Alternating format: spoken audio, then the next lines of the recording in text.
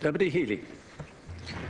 Count Corda, I suppose first of all I'd like to join with all for the Christmas greetings and the New Year greetings, and particularly I suppose the staff of the Houses of the Oireachtas, including the ushers, caterers and clerical and admin staff who serve us and support us throughout the year.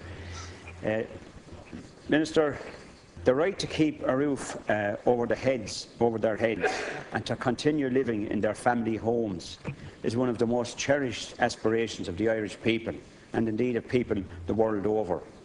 That is why I make no apology for returning again to the question of families being bullied out of their homes or legally compelled to leave by banks bailed out by the Irish people. Minister, both the Taoiseach and the Taoiseach have refused to answer this question in recent times, and I am appealing to you today to address this question and to answer this question. It is not a difficult question, it is in fact very straightforward. And I appeal also to the Count Corda to ensure that the Minister does answer the question. Minister, for thousands of people across this country, the fear of losing their family home is absolutely palpable, is traumatic, and is giving rise to serious mental health issues right across the country. People even fear now the sight of the postman, in case he or she has that dreaded letter from the bank demanding the sale or the repossession of their family home. Since I last raised this issue just a fortnight ago, the rating agency Fitch has borne out my contention that thousands of families, up to 30,000 families, face the loss of their homes under the insolvency arrangements put in place by your government. Fitch put the figure at 26,000 families, and this is on the basis of information given to them directly by the banks. And Minister, we're speaking here about people on low incomes, whose only asset is their family home, who have fully engaged with their lenders, but who have no disposable income. And this is a situation that is widely accepted by people engaged in this whole mortgage distress area. People like the Advocacy Group New Beginnings, like the Free Legal Aid Centres, like the Phoenix Project in Portlaoise, like Grant Thornton, and indeed various personal insolvency practitioners across the country. New Beginnings have 1,000 distressed mortgage applications who see no way out except bankruptcy. Grant Thornton have a similar figure, and when they studied 1,000 of their cases, they found that up to 50% face bankruptcy. Question, please. The question I want to ask you, Taoiseach, it's a question, Minister, is the question I asked the Taoiseach and the Taoiseach in the last couple of weeks. First of all, do you accept that there is a serious problem? And do you accept that there are thousands of families on low incomes, below the minimum living expenses, who cannot avail of the insolvency process and face the loss of their family homes? And what do you intend to do about that, Minister? Thank you. Thank you. Minister. Thank you, Deputy. And I agree with you that we should extend our best wishes and appreciation to all the members of the staff for the way in which this House has been run so efficiently. With regard to your first question, Deputy, my answer is yes. I do accept that we have a problem here. We've known it from the very beginning since we came into government. It was one of the many problems that we had inherited from the previous disastrous administration. The answer to your second question, you took 14 years to make a mess of it. No, I wouldn't rush. I wouldn't rush. I wouldn't rush. I wouldn't rush, really. I wouldn't rush. Thank you. I accept, Deputy, in respect to your second question, are thousands of families in fear at the present time? Yes, I do accept that.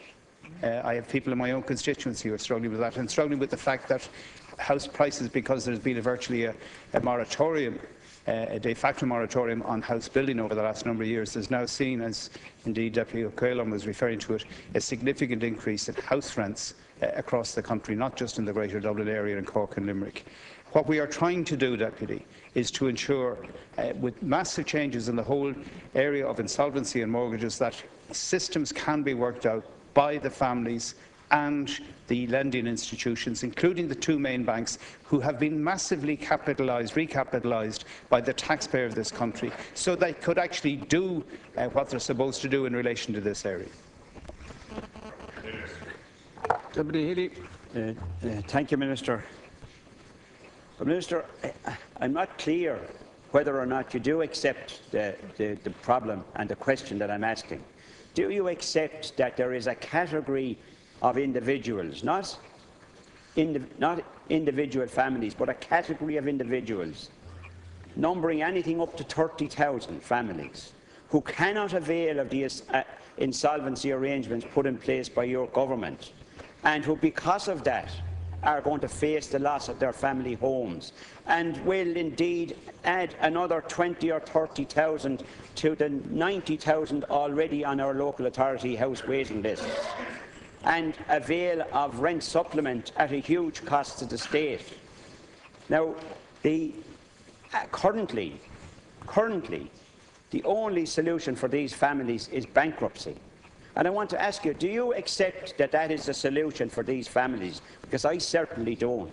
Thank you. And I want to know, what changes are you going to make, is your government going to make in the insolvency arrangements to ensure that this category of distressed mortgage holder, who, as I repeat again, blameless people who are on low incomes, who have no disposable income, so they cannot avail of the insolvency. Thank you. What changes is your government going to make to ensure that these families can stay in their family homes? Thank you, Deputy.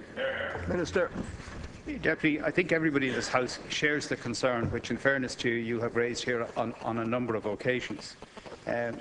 For our point, this government has put in place the most comprehensive programme of actions to assist householders struggling to pay their mortgages. We have, well, I try and reply to your question, Deputy.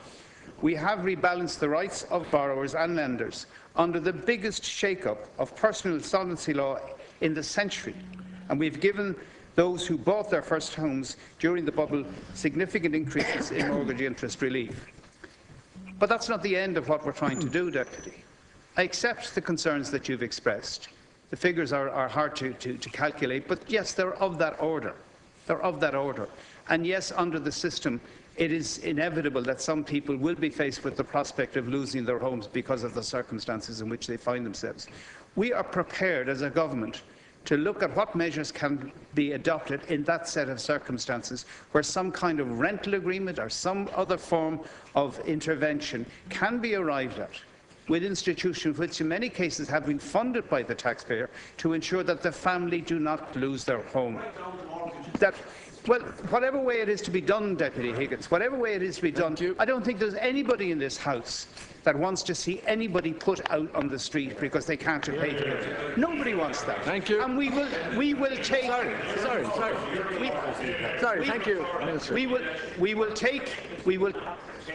If you're not prepared to listen, don't ask the question. Deputy, we all share your concern. This is an evolving problem. We've taken steps to resolve it in a number of areas. That doesn't mean we will not take more steps should that be necessary. And I'm of the view that I share with you that in some cases it probably will be necessary, and this government will not be found wanting. Will not be found wanting. Thank you, Minister.